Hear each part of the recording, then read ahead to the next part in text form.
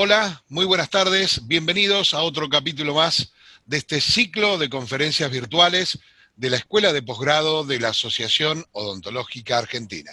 Hoy el tema que nos ocupa tiene que ver con la implantología, más precisamente con el diagnóstico y soluciones para el déficit de tejidos en implantología. Para ello, contamos hoy con la presencia del profesor Dr. Jorge Aguilar.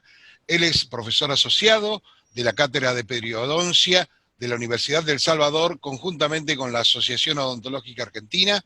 Es director de la Maestría en Implantología Odontológica de la Universidad del Salvador, en conjunto con la Asociación Odontológica Argentina. Es director del Departamento de Investigación de la Asociación Odontológica Argentina y además es especialista en periodoncia. Doctor Jorge Aguilar, tenga muy buenas tardes, bienvenido. Buenas tardes, Guillermo, ¿cómo estás?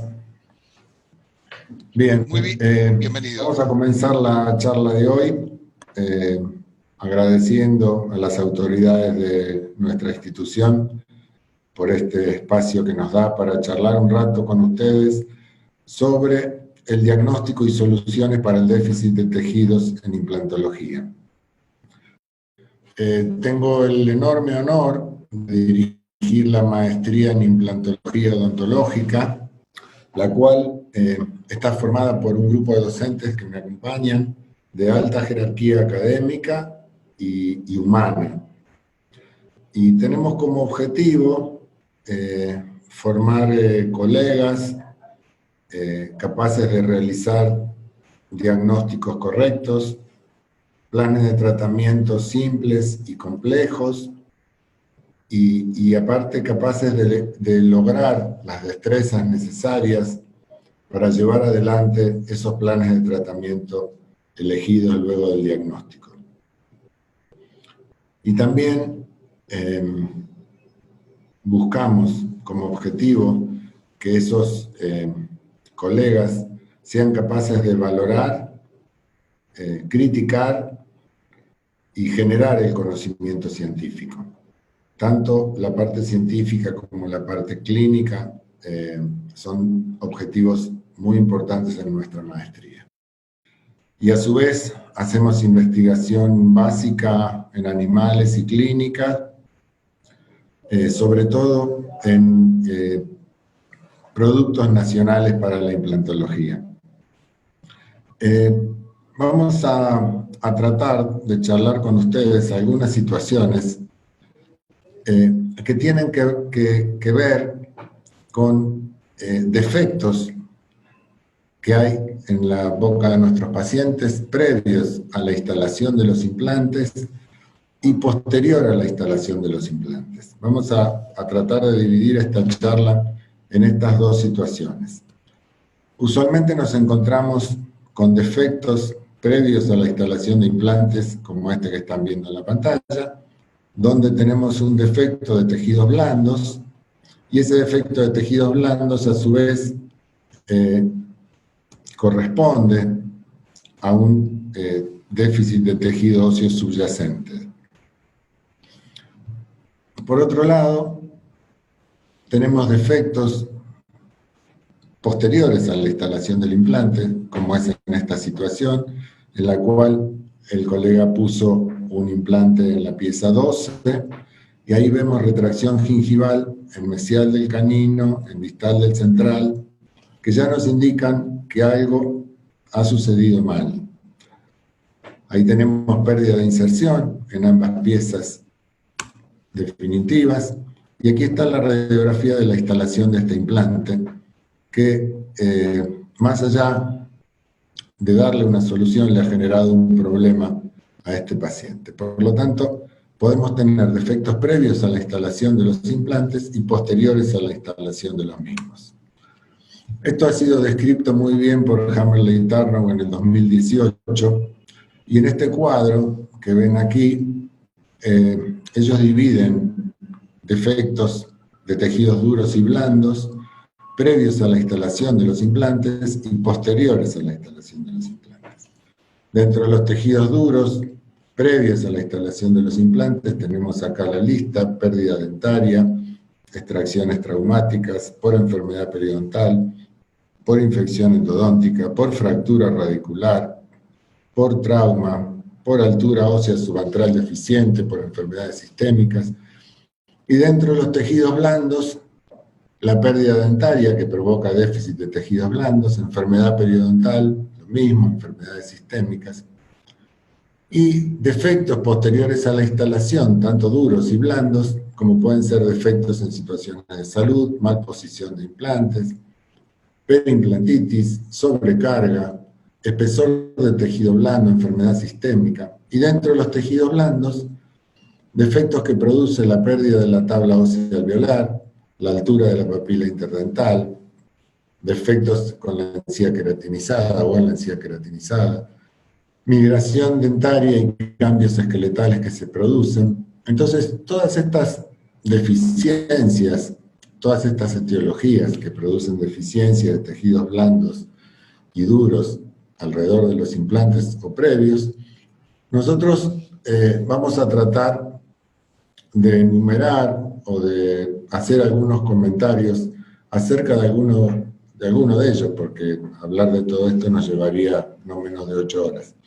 Por lo tanto, vamos a comenzar con algunas situaciones. Vemos aquí al paciente anterior en el cual se le han realizado implantes en el 12 y en el 22. Vemos la pérdida de inserción que han sufrido los dientes vecinos y de acuerdo a la altura que ha perdido ese ligamento periodontal, con los conocimientos que tenemos en la actualidad, es imposible generar nueva inserción en esas dos áreas de tejido óseo perdidas. Estas son las situaciones, o sea, nosotros podemos observar aquí que si la retracción gingival es hasta aquí, aquí estaría el límite amilosementario. En realidad la pérdida de inserción está apical a esta encía marginal. Esto, hasta los conocimientos que tenemos actualmente, es imposible de regenerar, aún que eliminemos y hagamos la explantación de ese implante que ahí está colocado.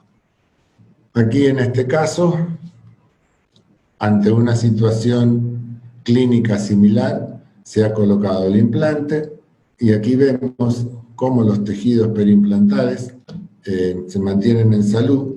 Si bien aquí hay una pequeña pérdida de inserción, es la misma pérdida de inserción que estaba aquí en el preoperatorio. ¿Qué fue lo que pasó? ¿Cuál es la diferencia de una situación a la otra? La diferencia es el diagnóstico. O sea, se hizo un diagnóstico clínico, radiográfico, microbiológico, en el caso de ser necesario, y se hace un diagnóstico etiológico. Y con eso uno hace el pronóstico, que es predecir qué va a pasar con una enfermedad con o sin tratamiento. Y ambas situaciones son absolutamente dependientes del operador. De acuerdo, o no de acuerdo, del operador, de acuerdo a su experiencia y de acuerdo a su evidencia científica. Y esta es la situación que diferenció un tratamiento del otro tratamiento. El operador. Todos los tratamientos en el área de salud en general son operadores dependientes. El que mejor diagnostica y el que mejor pronostica es el que más sabe. Con respecto a la pérdida dentaria, todos sabemos que al realizar una extracción, el reborde alveolar se pierde, y esto ha sido descrito que en los primeros meses, los primeros 6 meses post-extracción, es cuando se realiza o cuando se produce la mayor pérdida de tejidos. La pérdida ósea horizontal del 30 al 60%, la vertical del 12 al 20%. Los grandes cambios se producen de los 3 o dentro de los 3 a los 6 meses, generando estos defectos que nosotros vemos aquí en la imagen, que en general, como dijimos antes, también se producen o son producto del defecto óseo subyacente. Esto está estudiado, se ha mensurado dentro del primer año, como en este trabajo de Misawa del 2016, dentro del primer año de la extracción. Fíjense, si nosotros hablamos del ancho perdido, a la altura de los 3 milímetros del reborde se pierde el 60% del tejido óseo, a los 5 milímetros el 46%, a los 7 milímetros el 34%. Se pierde un 17% en altura, por supuesto, esto como todos los trabajos de investigación son promedios.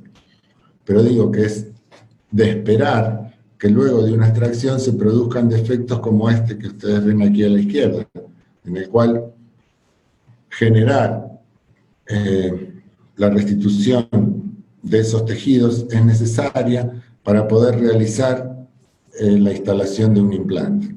Entonces, en ese caso, como solución, tendremos que hacer una regeneración ósea. Esa regeneración ósea tendremos que conocer qué tipo de regeneración hacer. También están clasificadas, ya sea tipo 1, tipo 2 o tipo 3. Si vamos a usar barreras y partículas óseas o sustitutos óseos, si vamos a utilizar injertos en bloques y con partículas para ocupar los espacios que quedan libres y barreras de membrana, si vamos a usar bloques de cortical y partículas para contener ese injerto. Debemos conocer ante esa pérdida de tejido cuál va a ser la solución para pasar de una situación como la de la izquierda a una situación como la derecha.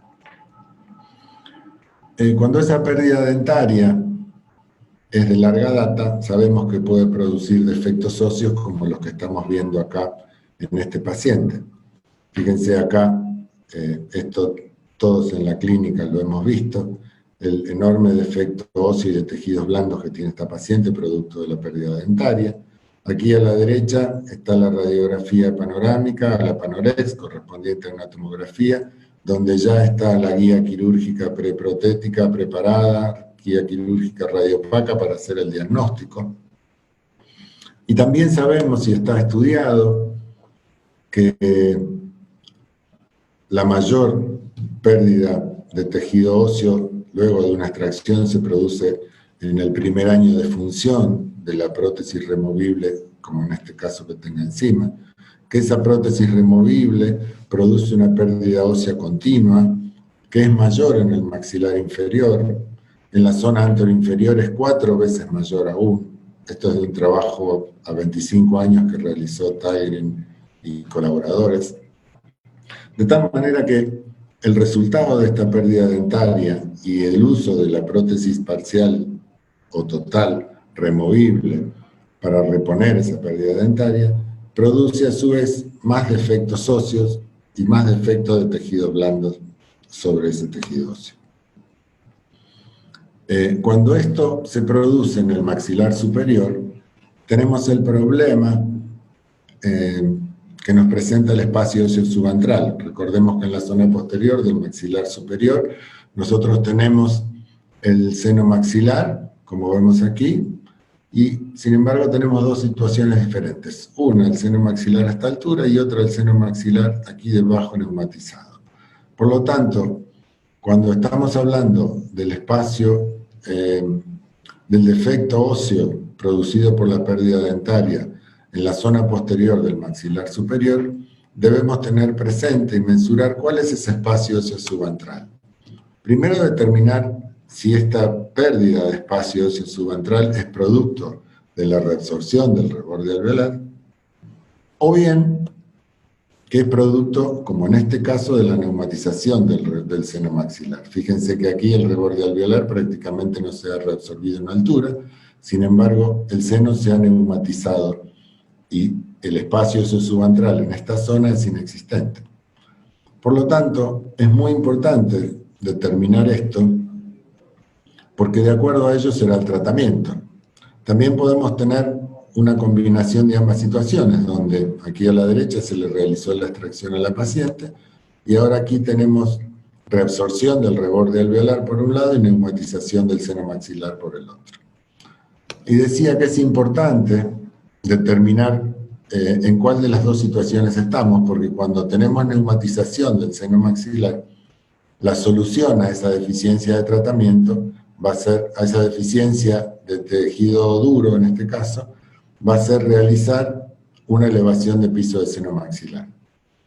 Ahora, si estamos en presencia de la ausencia de espacio subantral, producto de la reabsorción del reborde alveolar, ahora no habrá que hacer el seno maxilar. La solución ahora será realizar una técnica de regeneración ósea, reponer el tejido óseo ausente que se perdió y luego instalar los implantes. De tal manera que es muy importante determinar cuál es la etiología de esa deficiencia para después tratar de corregirla y utilizar la técnica adecuada para ello.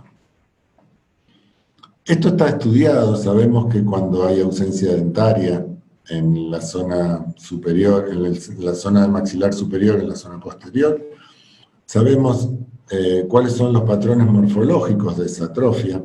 Aquí vemos a la derecha una tomografía donde también aquí se ven los elementos radioopacos para el diagnóstico y para la guía quirúrgica. Sabemos que se producen esos patrones de atrofia produciendo concavidades en la tabla vestibular, reabsorbiendo el reborde alveolar con las características que habíamos visto antes, de tal manera que podemos predecir qué es lo que va a pasar cuando se pierdan las estructuras dentarias y el reborde alveolar se reabsorba, tanto en el maxilar inferior como en el maxilar superior. Lo que me gustaría comentarles un momento es, yo recuerdo que antes de introducirnos en el conocimiento de la elevación del piso del seno maxilar y en el tratamiento, nos encontrábamos con situaciones que eran un poco imprevisibles y no sabíamos muy bien por qué. Y era un problema absolutamente de conocimiento y de diagnóstico. O sea, si uno no tiene el conocimiento no puede hacer el diagnóstico. Entonces tenemos una situación como esta, donde había que hacer la extracción de este molar, y resulta que a los 10 meses queríamos ir a ponerle los implantes y nos encontrábamos con una situación como la que está aquí a la derecha, donde el espacio subantral es insuficiente. ¿Qué fue lo que pasó? Se neumatizó este seno maxilar tanto que ahora no puedo poner un implante donde estaba esta pieza dental. Lo que tengo que adicionar al conocimiento del diagnóstico es el concepto de tronco radicular. Sabemos que tronco radicular es la distancia desde el límite amelocementario hasta el techo de la furcación. Si nosotros venimos a esta diapositiva de la izquierda, vemos que esa distancia del techo de la furca al límite amelocementario es sumamente escasa y que en realidad el seno maxilar está aquí neumatizado hasta el techo de la furcación. Esta es la tomografía de esta imagen. Si ustedes ven, el seno maxilar ya está neumatizado previamente hasta el techo de la furca. Por lo tanto, si estoy en presencia con una pieza de tronco radicular corto como esta, y aparte el seno ya está neumatizado, que lo visibilizo perfectamente en esta tomografía, es de esperar que al hacer la extracción, después no tenga espacio óseo subantral suficiente para instalar el implante. ¿Se neumatizó el seno? Puede ser que se neumatice un poco más al hacer la extracción, pero ya estaba neumatizado. Y esta es una cosa que corresponde al diagnóstico y al pronóstico de esta situación. Es de esperar en una situación como esta, donde ustedes ven aquí la neumatización del seno, cómo esta raíz se indenta dentro del seno maxilar, pero es de esperar que al hacer esta extracción, este seno se neumatice aún un poco más y no quede espacio para colocar un implante sin hacer la elevación del piso del seno maxilar. Por lo tanto, es importante el diagnóstico de esta futura deficiencia que sabemos que es altamente posible que no suceda. El otro punto que me gustaría charlar con ustedes es el tema de las fracturas radiculares. Las fracturas radiculares es importante cuando nosotros tenemos que hablar de diagnóstico y de pronóstico, definir algunas situaciones. Una es la dirección de esa fractura, que sabemos que puede ser longitudinal, oblicua o transversal. Tenemos que definir la altura, si va a ser del tercio apical, del tercio medio, del tercio cervical. ¿Qué orientación va a tener? Porque una cosa es que esa fractura se oriente de mesial a distal de una pieza dentaria y otra es que se oriente de vestibular a palatino a lingual. Y digo esto que es muy importante porque de esto va a definirse muchas veces, de acuerdo al diagnóstico de la fractura, a su dirección, a la altura y a la orientación, se va a definir cuál es el pronóstico de esa fractura y por ende cuál va a ser su plan de tratamiento. Fíjense, el 31% de los dientes extraídos fueron por fractura radicular vertical. y el 93% de esos dientes tenían tratamiento endodóntico. El problema que tenemos, si juntamos esto con la antigüedad de una fractura, es que en general esas fracturas producen una pérdida ósea con defectos óseos muy marcados que están íntimamente ligados al recorrido de la fractura radicular y al tiempo de evolución que tenga esa fractura. Y si queremos poner implantes después en esta zona, obviamente habrá que regenerar el tejido óseo con alguna de las técnicas que existen con evidencia científica como para poder llegar a esta situación. Tenemos que saber que en general las fracturas radiculares verticales que producen mucha pérdida ósea tienen un patrón de reabsorción ósea en forma de B corta, y que en general el 91% de esas fracturas, de esas reabsorciones en una fractura se encuentran por vestibular y algunas, llegando al 10%, se encuentran por palatino. Por lo tanto, es muy importante diagnosticar los componentes de una fractura, ver cuánto tejido óseo se ha perdido y en función de eso, el momento de la extracción y cuál va a ser la técnica que nosotros vamos a utilizar para solucionar esa patología. Usualmente cuando uno tiene una fractura, aquí bueno está muy clara porque ya el cabo de fractura se ha desplazado, pero muchísimas veces al no tener desplazamiento no tenemos esa capacidad de diagnóstico visualmente y utilizamos la sonda, y uno viene con la sonda realizando el sondaje, y ahí por ejemplo tenemos 3 milímetros, en la zona de la fractura vamos a 9, cuando vamos a mesial de ese diente otra vez estamos en 3 milímetros. Esto nos está diciendo que es altamente posible que tengamos una fractura radicular, insisto, no en este caso que la vemos a ojo desnudo.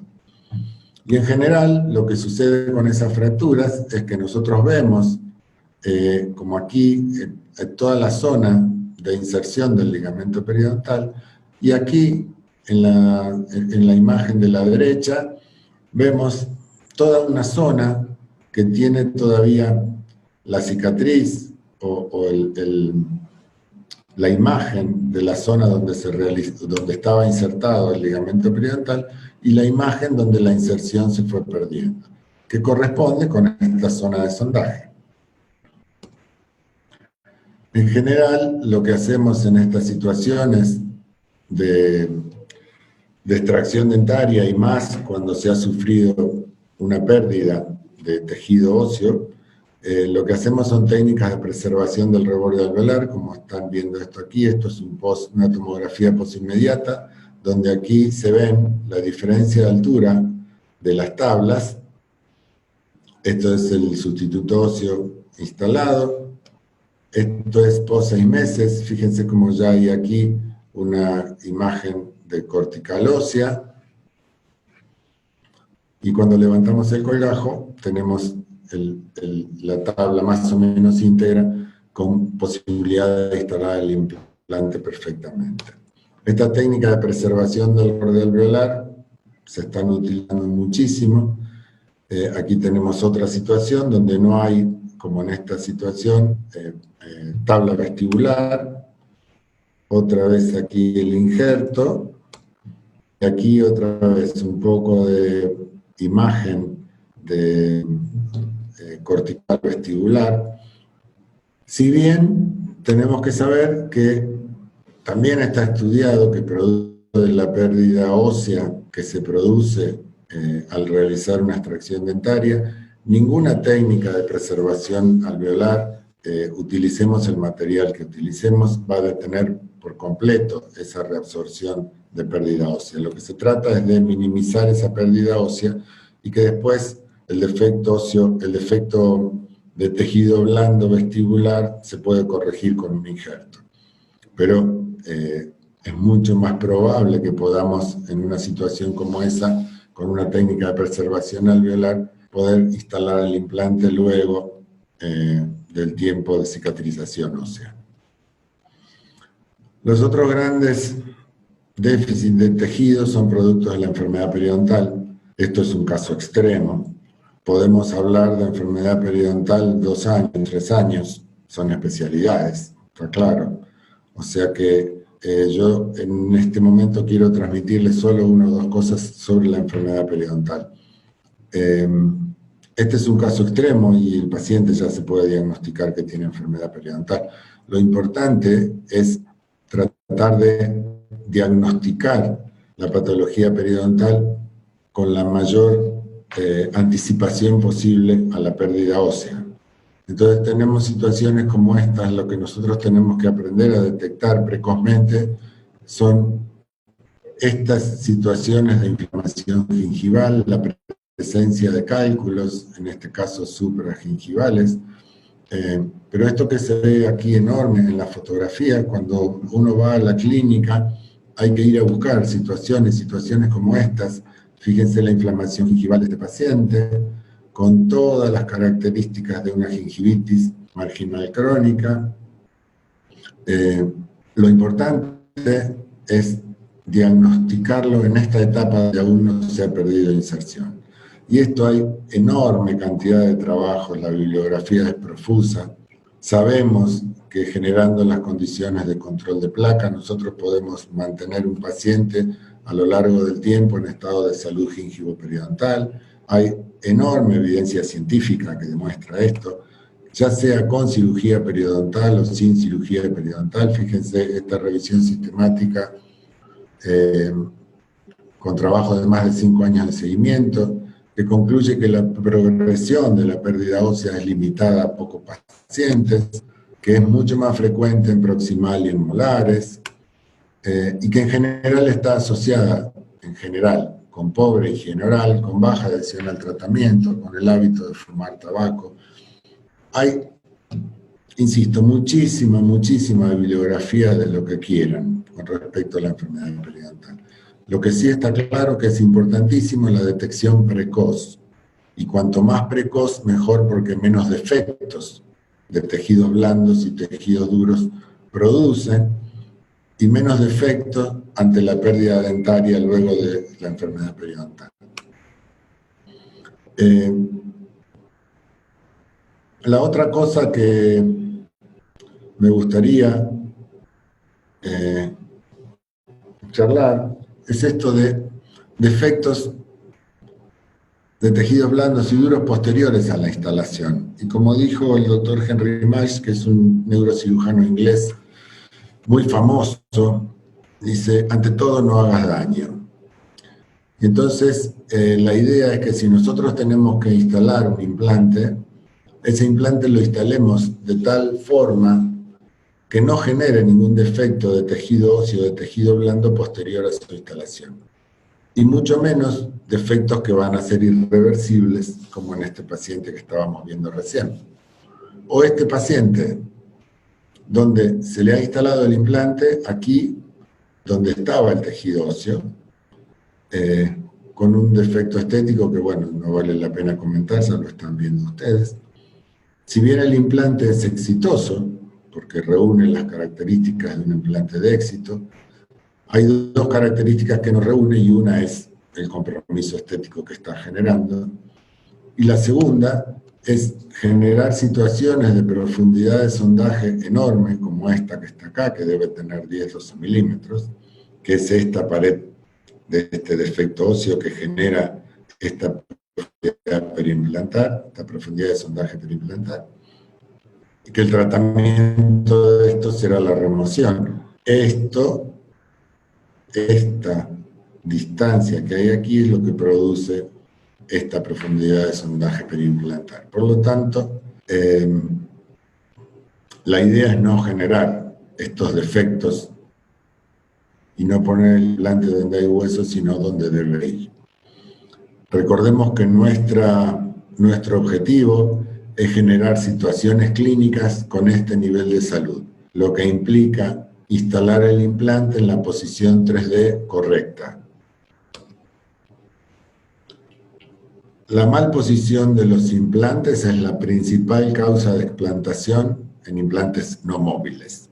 Situaciones como estas, donde los implantes están en mal posición y el tratamiento va a ser la explantación. otra vez, hay muchísima bibliografía que manifiesta que esto que está aquí a la izquierda no es conveniente y no tiene buen pronóstico. El otro punto que me gustaría tocar, insisto, no tenemos tiempo de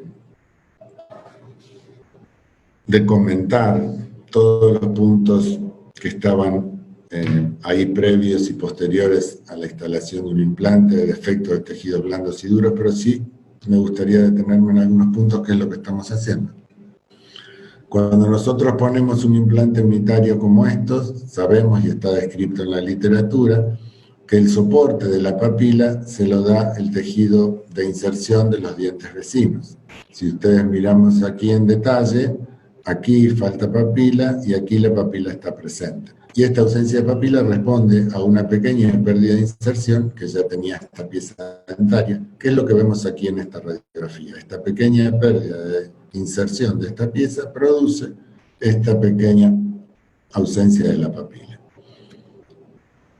Ahora, ¿qué pasa cuando tenemos, como en esta situación, dos implantes próximos? Ahí la situación es diferente, es más compleja, y con los conocimientos que tenemos hoy, sabemos que debemos evitar la instalación de implantes contiguos, porque producen, o es altamente probable que produzcan defectos de tejidos óseos, de tejido óseo y de tejidos blandos de muy difícil solución. Y esto ya está bastante estudiado.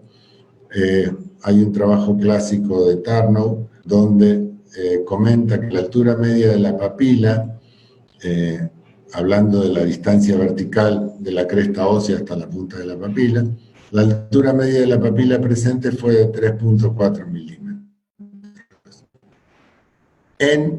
Con un rango de 1 a 7 milímetros, quiere decir que hubo papilas que tenían 1 milímetro de alto y otras papilas que tenían 7 milímetros de alto. Con lo cual habla de la no previsibilidad de la altura de la papila cuando uno tiene dos implantes contiguos.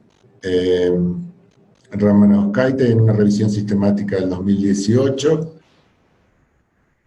enuncian que cuando tenemos un implante entre 2 y 4 milímetros de distancia horizontal, entre el 20 y el 88% de los casos, la mucosa llena la mitad del espacio entre los implantes, o más de la mitad. Esto quiere decir que vamos a tener un 20% de pacientes que no llegan en algunos trabajos, y en otros trabajos vamos a tener un 80% que llegan y un 20% que no llegan. De acuerdo al compromiso estético que tengamos, esto va a ser más o menos complicado en nuestro tratamiento. A su vez, Rocuso en el 2018, en otra revisión sistemática, también enuncia, con respecto a la distancia de la cresta al punto de contacto y la presencia de la papila, que ese punto de contacto protético hasta el nivel óseo interproximal varió entre 2 y 11 milímetros, y que el relleno de la papila fue parcial o completo entre el 56% y el 100% de los casos. Por lo tanto, otra vez habla de la no previsibilidad del tratamiento. Si nosotros juntamos todos los trabajos que hay escritos, yo puse estos 3 como ejemplo para hablar del tema, en todas las revisiones se coincide que no hay investigación suficiente como para poder pronosticar claramente cuál va a ser el comportamiento de la papila entre dos implantes adyacentes. El otro punto en cuestión de los defectos post-instalación de implantes es, como vemos acá en la imagen de este paciente, el problema de la perimplantitis, que es como se definió en el último lógica, que ocurre en los tejidos perimplantarios, con inflamación de la mucosa perimplantar y progresiva pérdida de soporte óseo. Esto de la inflamación y progresiva pérdida de soporte óseo es un detalle muy importante a tener en cuenta para el diagnóstico. Fíjense, en el año 2007 se hablaba de una prevalencia de perimplantitis del 8%. En el 2015 ya se habla de una prevalencia de perimplantitis del 22%. Esto quiere decir que cada 10 implantes que nosotros coloquemos, es probable que 2 tengan perimplantitis. Y en este punto me gustaría hablar de 2 o 3 conceptos muy simples. Nosotros podemos definir como perimplantitis la pérdida ósea que tiene este implante aquí. Depende de algunas variables. Una de ellas puede ser el tiempo de evolución. ¿Cuánto hace que está esto así? ¿Supura? ¿No supura? ¿Tiene 6 meses? ¿Tiene 6 años? No es la misma situación. No es la misma situación clínica que esto. Son 2 situaciones clínicas diferentes. Sin embargo, podemos definir ambas como perimplantitis de acuerdo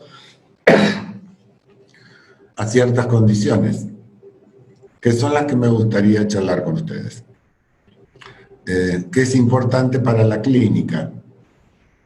Fíjense, nosotros tenemos 2 implantes aquí. La primera pregunta es, ¿por qué este tiene perimplantitis y este está sano o está en estado de salud? Ese por qué la ciencia todavía no lo ha dilucidado. Y cada vez que sucede esto en la clínica, nosotros nos preguntamos qué pasa con este implante que en el mismo paciente, en la misma zona, con la misma carga, produjo esta perimplantitis y aquí no. Habíamos dicho que en el último trabajo, este que estábamos viendo, de Derks y Thomas, la perimplantitis se manifiesta en un 22% de los implantes. Sin embargo, si uno va a ver en detalle el trabajo, este promedio del 22% tiene un rango del 1% al 47%. Quiere decir que hubo trabajos donde los implantes tenían perimplantitis en el 1% y otros trabajos que presentaban 47% de perimplantitis. Recordemos que cuando se hace una revisión sistemática, se toman los promedios de cada trabajo de investigación, que a su vez son los promedios de los pacientes. Por lo tanto, estamos viendo promedios de promedios, y esto quiere decir que nosotros tenemos que tomar los resultados, si bien son muy valederos, tenemos que tomar los resultados con pinzas y ver cuál va a ser la transferencia clínica de esos resultados a nuestro consultorio. Y entonces me parece importante que tengamos presente que cuando se hacen trabajos de investigación, nosotros tenemos que definir cuál es el caso. Y la definición de caso es importante porque eso es trasladable al consultorio. O sea, si yo tomo, por ejemplo, este trabajo del 2010, define como perimplantitis aquel implante que tuvo más de 5 milímetros de pérdida de inserción. Y en su trabajo, entonces da que la pérdida de inserción por perimplantitis, que los implantes que tuvieron perimplantitis fueron el 1%. Porque tomó como definición de caso la pérdida ósea de más de 5 milímetros. Ahora, si como en este trabajo, en el mismo año, define a la perimplantitis como aquel implante que tiene perimplantitis que ha perdido más de 0.5 milímetros, el resultado es que el 47% de los implantes de su trabajo tiene perimplantitis. ¿Está mal o está bien? Depende de la definición de caso que uno tome. Entonces es importante entender y definir qué quiere decir o cómo definir una situación para que ese implante que mañana tenemos en el consultorio sea considerado como perimplantitis. Y la otra cosa importante es el tiempo de evolución de eso. Una cosa es encontrarnos con un implante que perdió 2 milímetros de inserción y hace 10 años que está con esos 2 milímetros de inserción, y otra cosa es un implante que perdió 4 milímetros de inserción en los últimos 6 meses. Por lo tanto, para saber si un implante está con perimplantitis, también es necesario, además de la pérdida de inserción, si tiene supuración o no, elaborar y tener conocimiento de cuál es el tiempo de evolución de esa patología.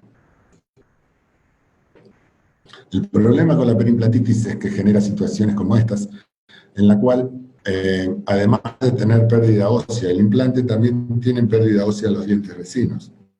Y entonces cuando es el momento del tratamiento, no solo hay que hacer la explantación, sino también va a haber que hacer, para poder regenerar esto, si uno lo desea, también la extracción de la pieza vecina, que además en este caso tenía esta caries. Por lo tanto, el problema no es cuando tenemos implantes y dientes, solo la pérdida ósea del implante, sino la patología que producen las piezas vecinas. Por lo tanto, nuestra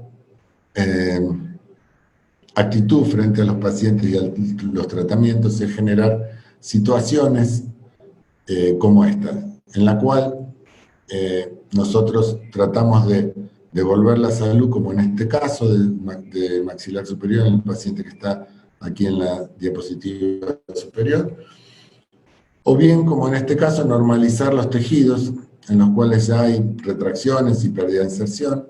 Sin embargo, hacemos toda la terapia inicial de los pacientes, les enseñamos el control de placa bacteriana y el del biofilm, de tal manera que buscamos, además de devolver la salud, la estética y la función, generar un compromiso de mantenimiento de su salud bucal del paciente a largo plazo. Y otra vez, recordemos que esto tiene que ver con el conocimiento científico del operador y su experiencia clínica. Estas son las dos cosas que nos van a estar atravesando todo el tiempo en el diagnóstico, en el pronóstico y en el plan de tratamiento. Nosotros tenemos claro que los implantes dentales son considerados una alternativa ya estándar debido a su altísima predictibilidad. Pero debido a las constantes complicaciones biológicas, cada vez se ven más, se está provocando un cambio en la decisión de salvar estos dientes con un pronóstico cuestionable y que muchas veces se decide hacer su extracción y colocar un implante porque, nada, la predictibilidad que tienen es fantástica. Sin embargo, hay complicaciones biológicas cada vez más manifiestas, de difícil solución, que hace que tengamos que rever esta decisión clínica de salvar dientes o hacer extracciones. Y nosotros en general en la maestría y en el consultorio y en el grupo de investigación que tenemos en la facultad, cuando tenemos que pensar un tratamiento nos hacemos 2 o 3 preguntas. Una es, ¿qué pasa cuando las cosas buscadas en ese tratamiento no pasan? Porque a veces uno decide hacer algo, dice, bueno, le voy a poner estos 3 implantes y van a funcionar bien. ¿Y qué pasa si no funcionan bien? Cuando pasan las cosas y no pasan. Cuando esas cosas buscadas no pasan. La otra pregunta que nos hacemos es qué pasa cuando las cosas no buscadas pasan. Cuando uno define un tratamiento pensando en un pronóstico y sale otra cosa. Y entonces en función de estas 2 preguntas siempre tratamos de pensar cuando esto sucede, cuando las cosas no buscadas pasan y cuando las buscadas no pasan, ¿cuál es nuestra vía de escape? ¿Cuál va a ser la solución en el caso que tengamos algunos de estos 2 problemas? Y esto muchísimas veces nos define el diagnóstico. Y nos define, no el diagnóstico, nos define el plan de tratamiento. A mí me pasa muchas veces que cuando veo disertantes que muestran todas cosas muy bonitas y éxito, y éxito, y éxito, yo me pregunto, ¿nunca le sale mal esto que está haciendo? O la técnica es fantástica y realmente nunca sale mal, o es que las cosas que salen mal no se muestran. Y a mí siempre me preocupa cuando hacemos un tratamiento es saber cuál es el porcentaje de fallo que tiene ese tratamiento. Porque si sale bien es fantástico. Ahora, ¿qué pasa cuando sale mal? ¿Cuál va a ser la vía de elección de otro tratamiento que tengo? Me gustaría, para terminar, recordar esta frase del neurocirujano inglés que hablamos antes, Henry Marsh, donde dice que es preciso 3 meses para aprender a realizar una cirugía, 3 años para saber cuándo hacerla y 30 años para saber cuándo no debo hacerla, que esto es lo más difícil. Siempre el posible error está en la decisión, en el método de decisión y en qué decidir. Esto es lo más difícil. Yo les quiero agradecer la presencia y espero haber podido ayudarlos a pensar sobre este tema en este rato que estuvimos charlando. Le dejo allí el correo electrónico mío y nada, a su disposición para disipar las dudas que les haga falta. No duden en escribirme y si no, pasar por la maestría en implantología que damos una vez por mes en la Universidad del Salvador, Asociación Odontológica Argentina, y nada, los esperamos en el momento que deseen. Hasta luego. Doctor Aguilar, excelente presentación, felicitaciones y muchas gracias por este tiempo dedicado a este ciclo de conferencias virtuales. Realmente es un honor haberlo tenido en este ciclo. A ustedes les decimos gracias por participar, gracias por acompañarnos cada semana y los invitamos a que sigan acompañándonos en este ciclo de conferencias virtuales de la Escuela de Posgrado de la Asociación Odontológica Argentina. Tengan ustedes muy buenas tardes. Muchas gracias.